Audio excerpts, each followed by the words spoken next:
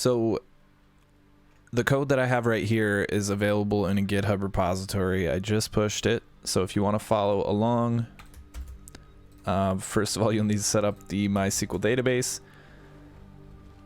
But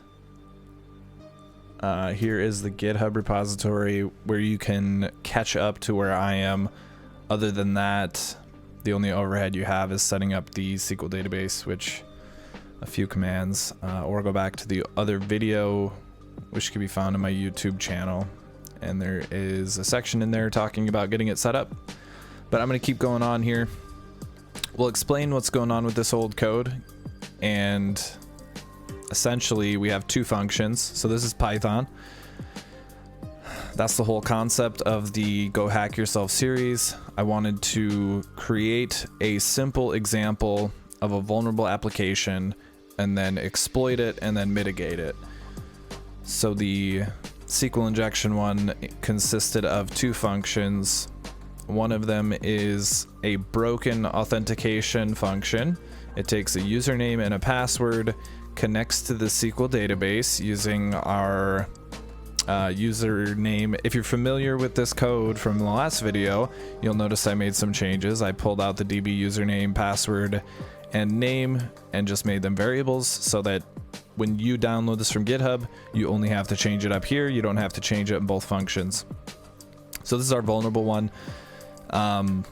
We're making a connection to the database. And then with that connection, this is just part of the syntax of the PyMySQL module. But ultimately the query that we're sending is select star from users, where username equals, and then we're passing the username variable into our query, which is the vulnerability. By not using parameterized queries, we're just concatenating. And the password equals password. So this is our vulnerable authentication. And if the number of users that comes back from that query is 1, then we have successfully logged in. Otherwise, we failed to log in, and it says no user exists with those credentials. So that's the broken one. We'll go ahead and close it, or what do you call that? Pinch it, compact it. And the fixed one, essentially the same. Everything's the same about it, except for this part right here. Instead of passing username and password as variables, we have passed them here. So let's compare that line. Actually, we'll it's right here, I think. Cursor execute, cursor execute. How do I highlight both of those? Can I highlight both of those? There we go. So the difference between these two lines is that we're only passing the query in this one when we execute, and the query has string concatenation passing the username and password in. This one down here, we're passing two parameters. The first parameter is our query, but since we're using this %s notation, our second parameter is our variables. So this is called parameterized queries. This is how we mitigated it, and the second one is not vulnerable. So our first, I guess down here, let's get rid of this function. I'm kind of jumping all over. Sorry guys, it's been a minute since I've been on here. Those are the two authentication functions. And this is kind of the main run. When you click go, here's what happens. The first thing is it asks for credentials. Well, we've hard coded those in so I don't have to keep typing them. This first one here is using the correct credentials. That's why it's called regular. This one here is using the SQL injection payload, which this is left over from last stream. This user doesn't exist anymore. I had to create a new MySQL database because I'm on a new PC. Well, it's not a new PC. I reformatted, so I had to reinstall everything to prepare for this. But let's uncomment this, and we'll put a payload in here that we know to be working. If I remember right, this one didn't actually work. Double quote or 1 = 1 hash hash. Well, no, we need the limit 1 and then a hash to comment out the rest of the query. Password doesn't matter. We could actually just leave that blank. And then, yeah, that's that. So we have a regular one, a SQL injection one, and a failing one. And these are kind of our tests for the code. So let's go ahead and clear, and we'll run this to see what happens, make sure it's still working. I did do a little bit of prep to make sure that everything was set up again. So our regular one passed, we know the credentials are correct. The SQL injection, we were also able to log in as admin, and our failure failed to log in. No user exists with those credentials. So this video here is not actually going to be about SQL injection again. I'm just going over what we did last time because we're going to try to reuse this code. I haven't really thought through how I want to organize it yet either, but we are going to reuse this code. I'm going to slap a front end on it, hopefully, and use it for reflected cross-site scripting. So in order to do that, we need to turn this into an API. I'm trying to remember an easy way to do that. Actually, you know what? Let's save that for later. First, we're going to copy this code into a new, let's organize this stuff. Not a new file, a new folder. We'll call it SQL injection, and we're gonna put the SQL injection authentication one in there. We'll create another new folder, and we're gonna call this one reflected XSS. I'm gonna copy this code in here because we're gonna reuse it. No, don't do that. Copy, paste. And then that should be fine for now. So now we're gonna get into some front-end web development. We're gonna create a new file, and we're gonna call it index.html, I guess, because that seems reasonable. We're gonna do some basic HTML here. We'll give it a title. Reflected XSS. That's all we need in the head. We'll add a body. And the body is going to be, well, we need like a spot for some text. And then we need some input. Type is text. And that's not going to have a value. And don't end the body there. We need a button.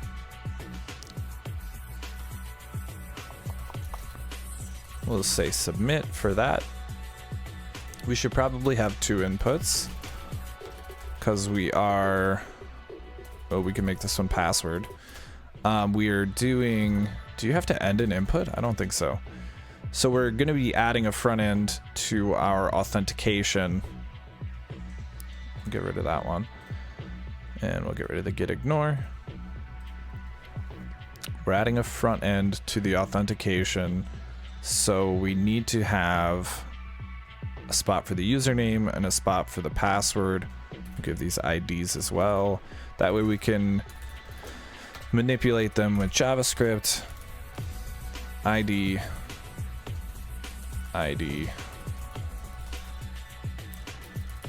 Password. And now I'm going to use a nice little extension called Live Server. If you haven't used it before, you just go down to extensions, you search for Live Server, and it's this one right here with the little wireless signals next to it. Now what that's going to do is allow you to serve this page and see live updates to it as you go. So after you have it installed, I already do, you go down to the bottom right hand corner here and just click go live. That's going to stand the server up and run it in our browser. And here's the page that we just created. So let's take a look at the source code. Even though we have it right over here, we'll just kind of see what it looks like on the web page.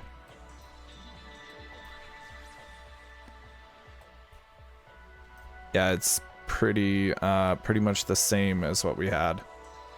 But that's perfect because that's what we wrote. And then live server is throwing some JavaScript in there.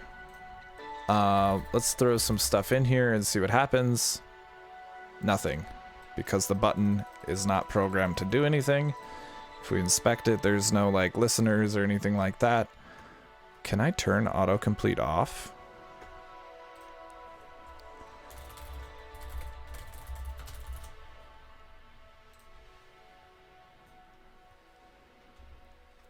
Yes, I can. That would be nice. Autocomplete equals... That was pretty simple. How do you turn autocomplete off? Autocomplete equals off. All right, we'll get rid of that so we can see all the code. So now that's already updated. So if I click here, we don't have that Dropbox anymore. You guys can't see my email address. Perfect. The submit button still does nothing. So we're gonna have to add like on click, and we'll just do something simple like alert 1, because that's what we want to end up doing anyway. Test. So this is our goal. We want to trigger this to happen without writing it directly in here. We're going to write something in here that's going to cause this to happen.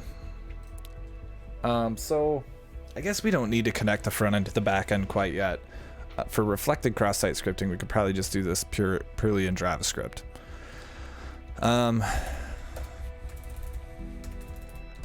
Now we're going to replace that with a function.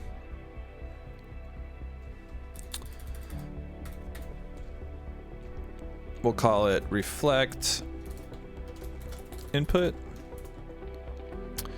And then we'll add some JavaScript here.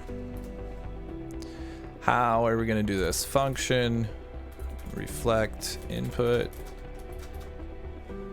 And essentially what we want to do is, okay, I'm going to pull chat back up. I'm pretty bad at watching chat. If anybody's watching and has questions, wants me to like explain this as I go, let me know, and I'll definitely answer any questions you may have if I remember to look. But essentially so far it's pretty, I would think is pretty simple. But if you've never looked at any HTML before, I mean, I could explain this stuff as we go, but it's pretty simple stuff so far. This is where it's going to get a little bit not more advanced, but we're switching from HTML over to JavaScript. So if you've never seen JavaScript before, I guess I'll explain it a little bit more, because cross-site scripting is pretty related to JavaScript. It is. For the most part, it is JavaScript. So the first line here is creating a new function. It's very similar to declaring a function in Python. In Python, we use the keyword def, and then we give it a name. Exact same thing's going on here, but our keyword is function, and then we give it a name. So I've already decided my function name is going to be reflect input. In JavaScript, you do need curly brackets, like a lot of other languages. Python, you don't, but in JavaScript, you do. So the first thing we're going to do is we're going to get our target, which is this spot here, the hello world. So we need to give that an ID. We're going to call it output. And let's see. Let's make that a variable so we can play with it. JS out. Oh, okay. Here's the other thing. Style is important, right? So I'm a big fan of learning about the different styles that are used in languages. Typically, people use snake case with the underscores here in Python to separate, with all lowercase letters for variable names, function names. but not class names if you get into object-oriented. In JavaScript, it's more stylistic or more JavaScripty, is that a word? It's more JavaScripty to use camel case, where you lowercase the first word, but then every first letter of the rest of the words is capitalized. We're going to call this JS output equals document, which is referencing the DOM, I believe. And then from document, we're going to get element by ID. And then we're going to type the ID of the element that we want to get. And so this is directly related to this. So essentially we're selecting this line here, or this element, and we're storing it as the JS output variable.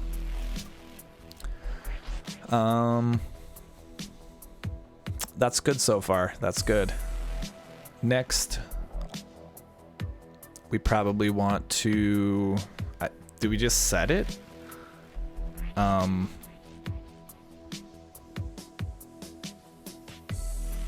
think we could just set it.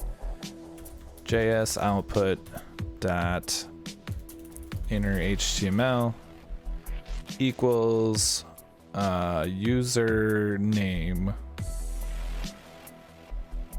So let's do that. JS username equals, these variable names are absolute crap too. This is not production code. If you're writing production code, probably use better variable names. Kind of just winging it. JS username. You know what? I'm gonna cheat and use some existing code that I have here. We'll get rid of this. JS username, get element by ID, and it's going to be username. So JS username is going to be this element here. And we should actually make it not just that element. No, let's make it that element. That seems logical. And then we'll say, do we want to actually check the username and password?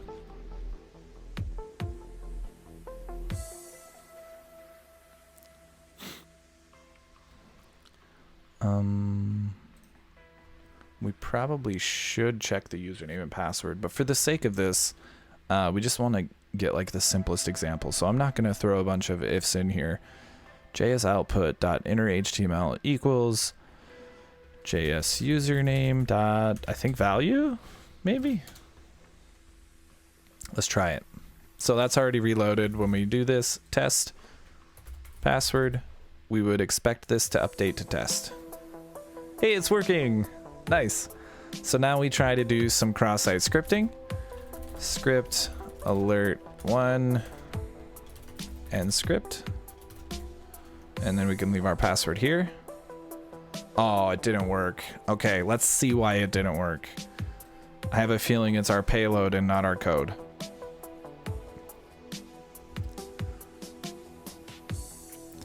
So why did it not work? We're gonna take a look at the P and what's stored in the P, and we're gonna edit as HTML so that we can see what the actual source code looks like now that we've modified it.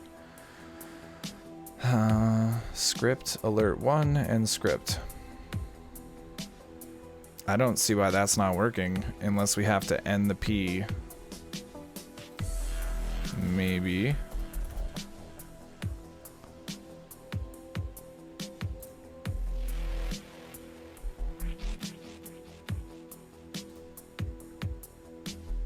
What?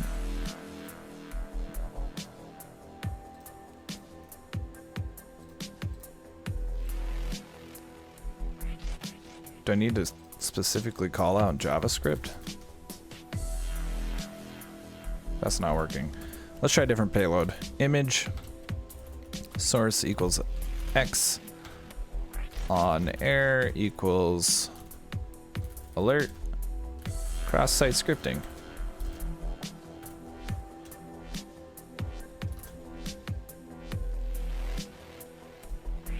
Ooh. It worked. All right. Oh man, my face is in the way. My stupid face is always in the way. Let's see. That's maybe I'll just make it smaller. That doesn't seem like a bad spot for it. We'll just shrink me down in the corner here so you can see a little bit better. All right, so we have successfully created cross-site scripting. Check. Goal 1 accomplished. We have exploited the cross-site scripting that we created. Check. That was goal number 2. Goal number 3 was to mitigate. I have a few notes here, but also I want to read through some stuff. I feel like it's pretty important to see what's happening and why. So there's an OWASP cheat sheet. Let's do the cross-site scripting one. This is such a great resource. If you're a developer and you haven't been on this site, you need to be.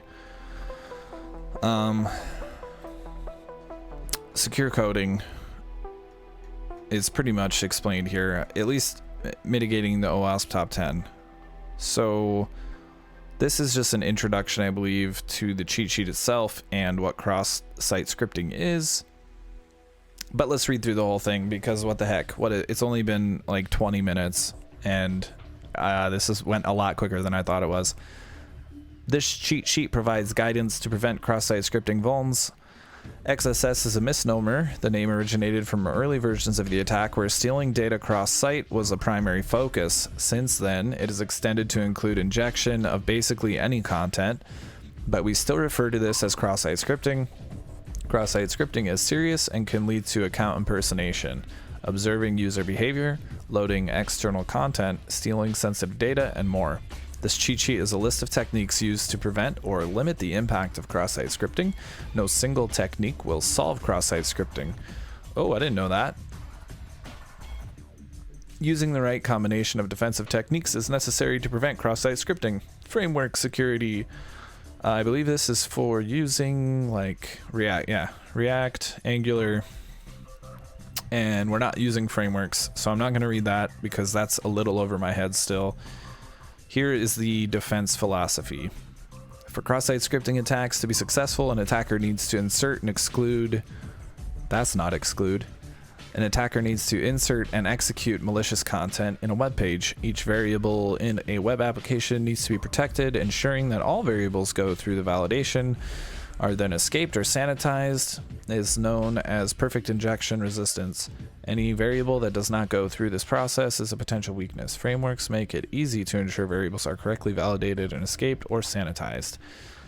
Or you could just write code where there's only one line of variables or 2 lines of variables, but that's not realistic. You can't have a robust application there. However, frameworks aren't perfect and security gaps still exist in popular frameworks like React and Angular. Output encoding and HTML sanitization help address those gaps. Output encoding. Output encoding is recommended when you need to safely display data exactly as a user typed it in. So what does it mean by that? Here's how I typed it in. So if you want to display the data exactly how I typed it in, right? If we're using sanitization or like character deny listing, is that what it's called? Or you know, if we're providing a list of characters that we're allowing in this field, or a list of characters that we're going to strip from this field, then you lose the ability to display the value exactly how I have submitted the value. So instead of completely stripping out characters or adding to it or anything like that, the suggestion is that we're going to encode these characters before we display them on the page, so the page doesn't render them as a render. I'm not sure render is the right word, but the page doesn't see, or the browser doesn't see it as valid JavaScript. It sees it as an encoded character, and then it will display the character instead of creating a script injection, if that makes sense. So we're going to skip over that. We're just going to go to the good spot here. Output encoding for HTML context. HTML context refers to inserting a variable between 2 basic HTML tags like div or b, for example. This is HTML context. An attacker could modify data is rendered as var unsafe. I'm missing something here. An attacker could modify data that is rendered as var unsafe. This could lead an attack to being able, oh my goodness, this could lead to an attack being added to a web page, for example.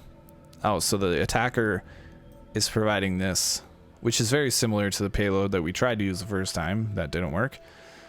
But it's the same concept. We're throwing some script tags in there or some kind of HTML tags in there.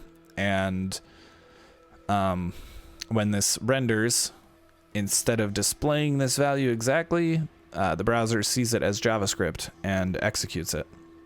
In order to add a variable to the HTML context safely, so I believe the HTML context means that it's happening between two tags.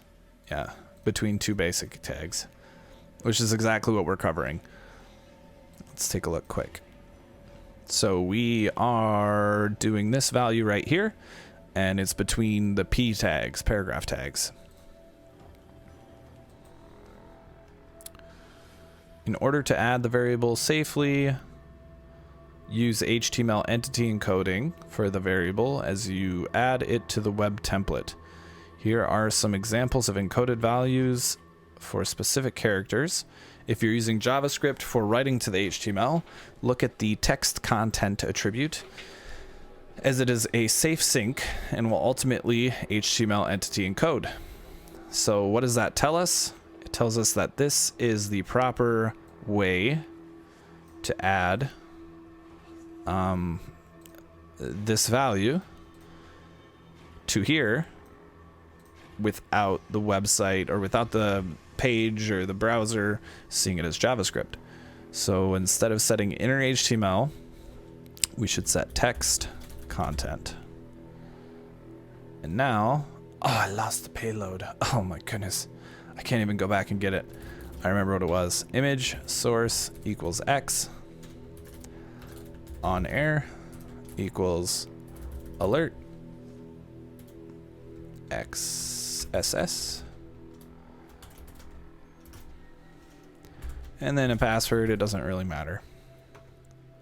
Now when we submit, it displays it exactly how we typed it.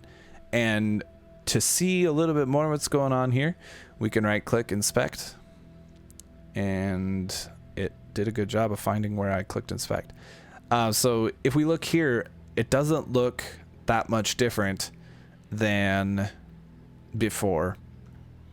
When we were setting text, you know what? In fact, here's what I'm going to do. I'm going to copy this. I'm going to put this here.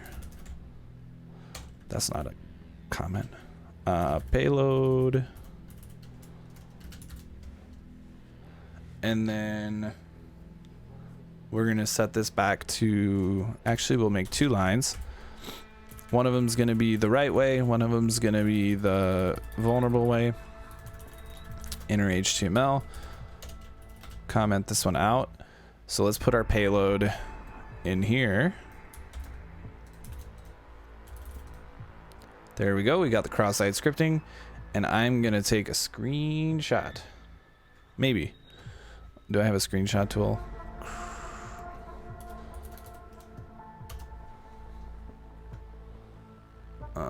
Get a new screenshot going.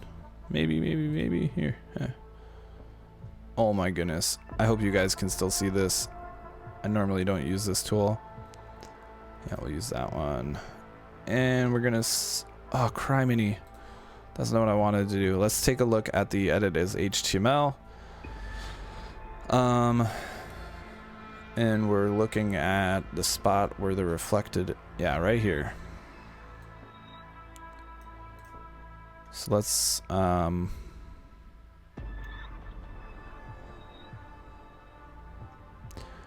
Windows Shift S.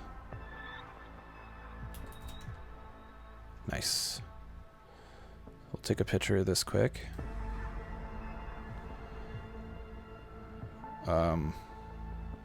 Okay, where did it go? Just found your channel on YouTube. Stoked that you do videos like this. Hey, Booza? Booza? First time chat, welcome.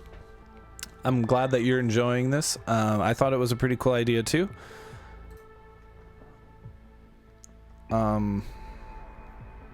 Yeah, welcome, I guess. I don't really have much else to say. Thanks for joining. And yeah, I hope you enjoy. I plan on doing the whole, I want to say the whole top 10 like this. Today we're doing reflected cross-site scripting. Next time, I don't know when the heck it's going to be, because there's going to be a lot of complexity added. But next time I plan on doing stored cross-site scripting. So I'll need to have a little bit more of a functioning web app. Right now this is kind of isolated, so I'm just using a front end to do this. But when I go to do stored, I'll somehow need to hook my front end up to the back end here. So that'll be interesting. I think I could do it with Fast API in Python and use Python as my server side to interact with the MySQL database. I also looked at using XAMPP, but that's just going to be too much work, I think, because I'm going to have to learn how to use PHP. And I don't know how PHP plays into databases at all. So I'm going to be doing it the way I know how to do, but it turns out to be a little bit jankier than like a standard web app would. But I'm glad you're enjoying it because it's fun. And the whole reason I'm streaming this is because I figured maybe somebody else would enjoy it. I have no idea where that screenshot went, but you know what? Instead of that, I'm going to copy this over into, oh, that's not even a real, oh my goodness. How do you view your snips? Oh, there's, let's see, what do we have? Screenshots. All right, we have the picture. Perfect. And then we're going to go back to the other way.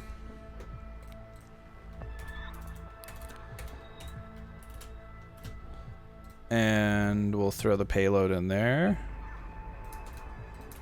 along with some randomness. And we'll edit. Well, we don't need to edit this one as HTML quite yet.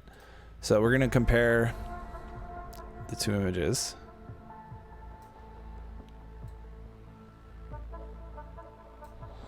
So here was our cross-site scripting. Let's see if we can get these lined up. I'm actually gonna, can I crop this? Crop this in so we can get it a little bit closer. Kind of do like a side-by-side comparison.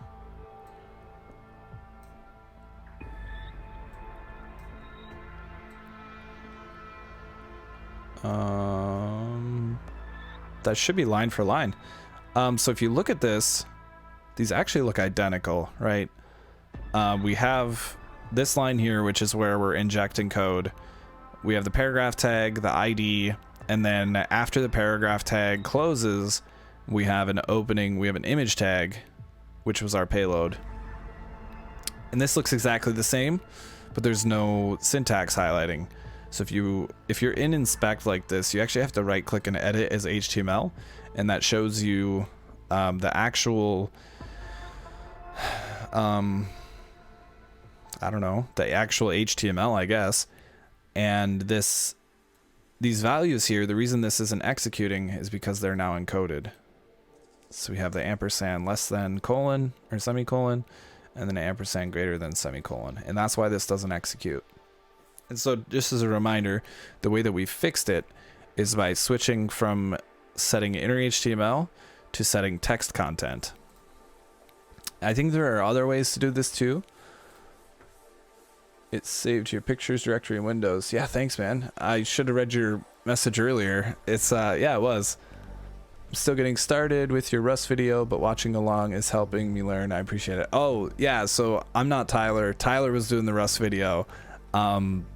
This is, yeah, I don't mean to confuse you, but Tyler and I share a channel. We're friends from high school, and we both do hacking, so we just kind of started up a Twitch channel. We do have separate YouTube channels though.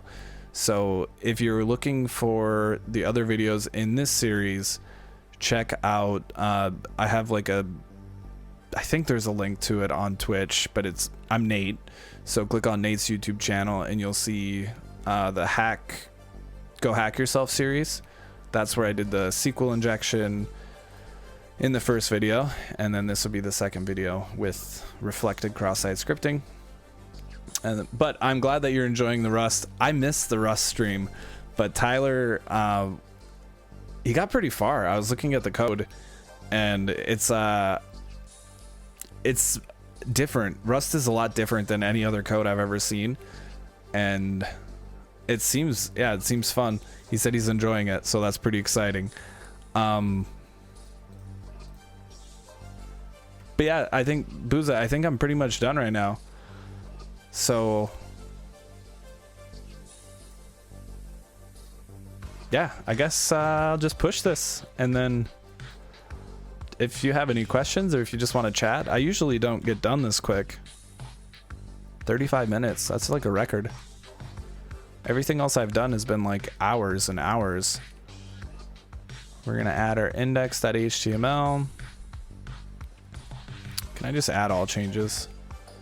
Yeah, we'll add all the changes, and we'll say this one has, oh, you know what, before I do that, I'm actually gonna unstage everything. I want to put a few more notes in here. There's the payload, vulnerable. I'll actually put this inline.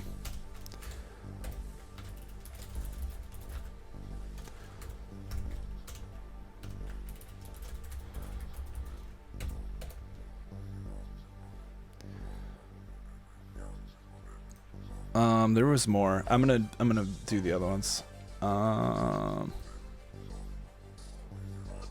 Reflected cross-site scripting. There were two methods. Inner text was another way to do it.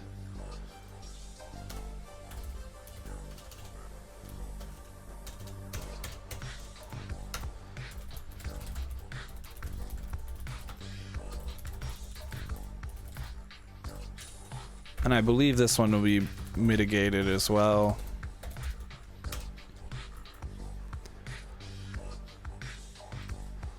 Let's try it though to make sure. Yep, this is another way to do it. I don't know if this one is... It does the same thing. To be honest, I'm not sure the difference. We could look. MDN... What is this one? It's not string. It's not paragraph. Like common or something. MDN. Oh crud, I can't remember what it is. JavaScript. It's like common element attributes or something.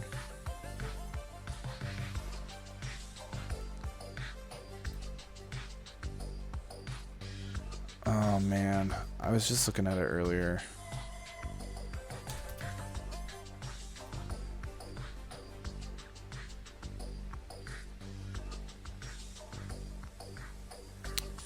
Is there a search on here somewhere? String.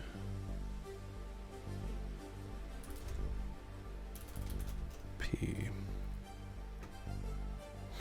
Paragraphs are block level elements and notably will automatically close if another block element is parsed before the closing tag. Permitted content, tag omission, permitted parentheses.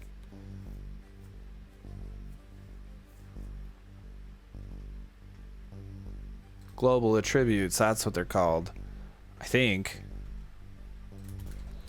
And the one that we're using is inner text. Oh no. All right, here's what I should have done. MDN inner text.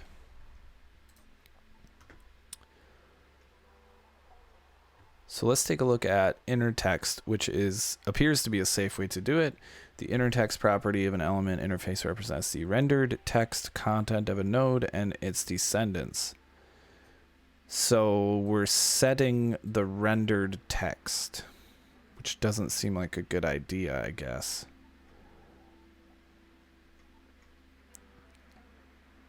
I think this would be how we would read the rendered text. We shouldn't be setting rendered text. At least, I mean, it lets us do it, but I don't think it makes sense to do it that way. Inner text output value equals source.innerText. Source.text content. So what's the difference between inner text and text content?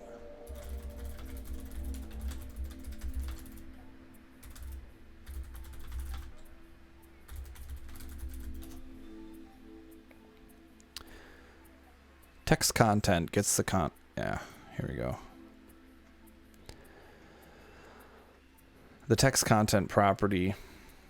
This isn't the difference. Yeah, difference from inner text. Don't get confused by the differences between node.textContent and HTML element inner text. Although the names seem similar, there are important differences. Text content gets the content of all elements, including script and style elements. In contrast, inner text only shows human readable elements.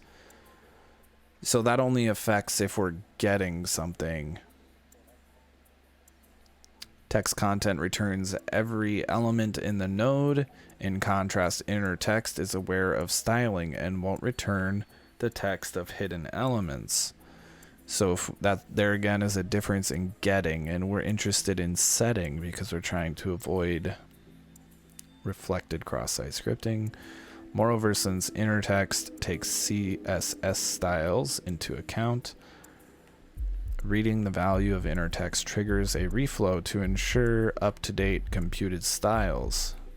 Both text content and inner text remove child nodes when altered, but altering inner text in Internet Explorer, which nobody should ever be doing anymore, also permanently destroys all descendant text nodes. It's impossible to insert. Huh. Well, they seem pretty similar. Now, if we look at the difference between text content and inner HTML, I hope they say something about cross-site scripting. Yeah, right here. Using text content can prevent cross-site scripting attacks. Pretty cool. So, that's all. I appreciate anybody, I guess, who watches this. I appreciate the opportunity to be able to do stuff like this, because when I was in high school, I would have loved to be doing stuff like this all the time. And so I hope that by putting myself out here like this, because I don't consistently stream, but when I do, I hope that it's something that somebody sees and is like, oh, cool, or it inspires somebody, because I enjoy doing this. Even if it doesn't inspire anybody, I don't really care. I hope it does, but this is more for me than anybody. I like to see how this stuff works. So now that we have that in there, we have the mitigated. I don't know if that's a safe mitigation, but it works. Said every developer ever.